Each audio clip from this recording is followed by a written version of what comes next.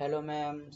A very good morning to you. I hope you are doing well. I am Subhash Thakur, and in these presentations, I will tell you about the studies of SO2 and suspended particulate matters emitted by KSTPS quota using Gaussian Plume model. So let us start with the introduction. Super thermal power plant is mainly responsible for air pollution in urban area. The main air pollutants is carbon dioxide, sulfur dioxide SO2, suspended particulate matter SPM, NOx, SOx, etc. Kota Super Thermal Power Plants or KSTPS is the first coal-fired thermal power plant which is situated in Rajasthan. SPM and SO2 causes various harmful diseases such as ischemic heart disease, stroke, acute lower respiratory infection, etc. We can calculate the concentration of air pollutants which is emitted by KSTPS using Gaussian plume model. So Gaussian plume model generally used for a point source.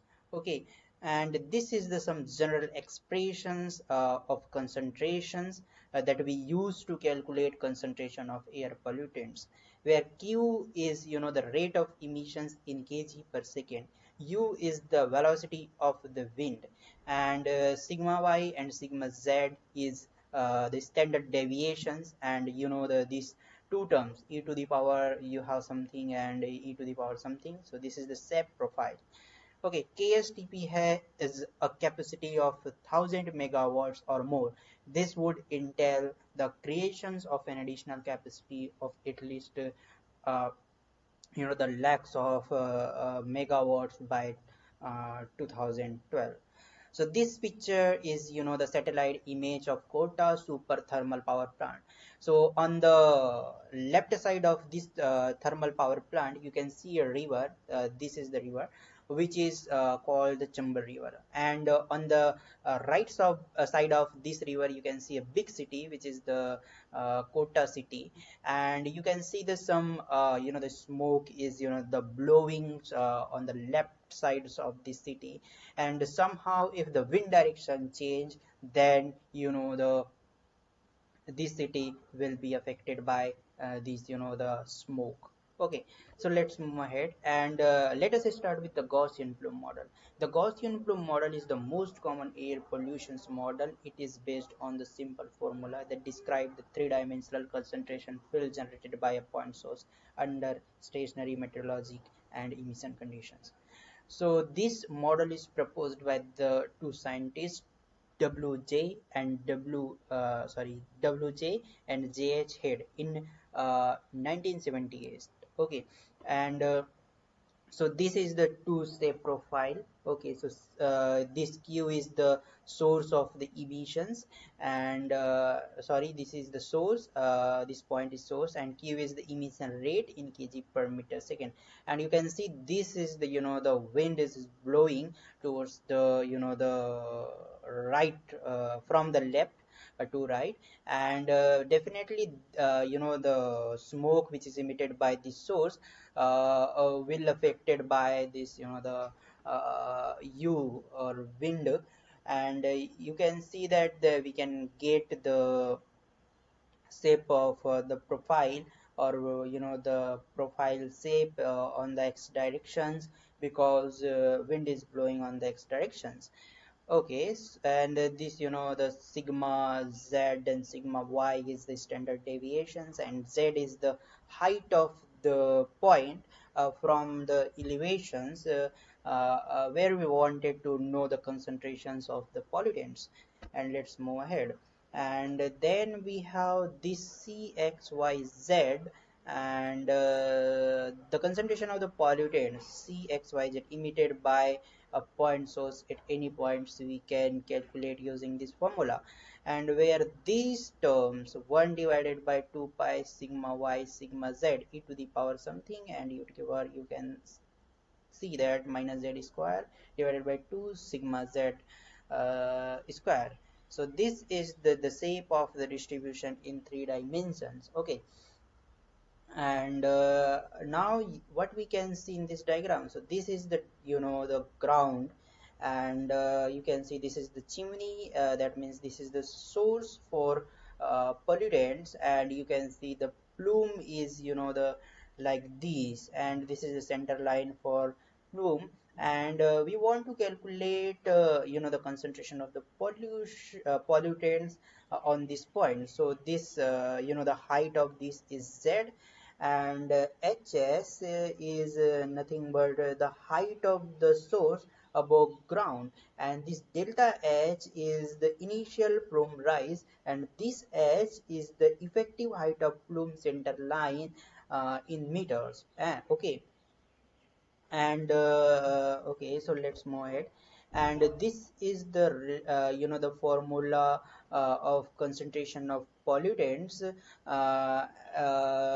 in the the vertical coordinates. Okay, which is q divided by u divided by 2 pi sigma y sigma z e to the power minus y square divided by 2 sigma y to the power 2 into e to the power minus z minus h whole square divided by 2 sigma z square.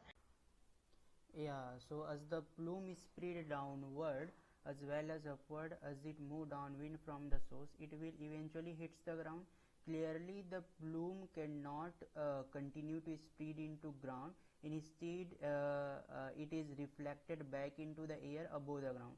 The effect of the ground boundary is included in the concentrations equations mathematically by using the Fixier's mirror image source SI of the same strength Ky is equal to Q.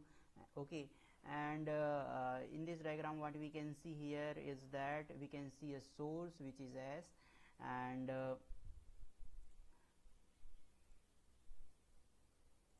yeah, so S is the source of the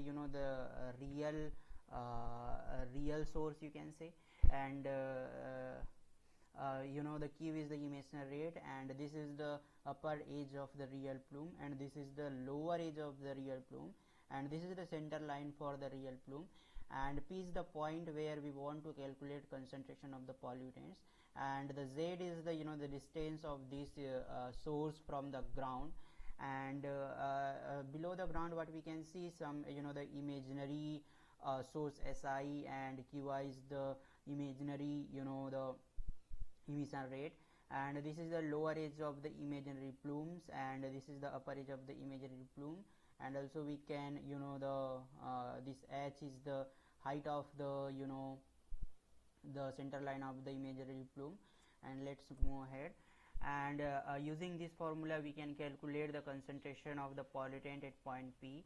So Cx yz is the concentration of the pollutant, which is equal to Q divided by U 1 divided by 2 pi sigma y sigma z e to the power minus y square divided by 2 sigma y square into e to the power minus z minus h square divided by 2 sigma z square plus e to the power minus z plus the h whole square divided by 2 sigma y square.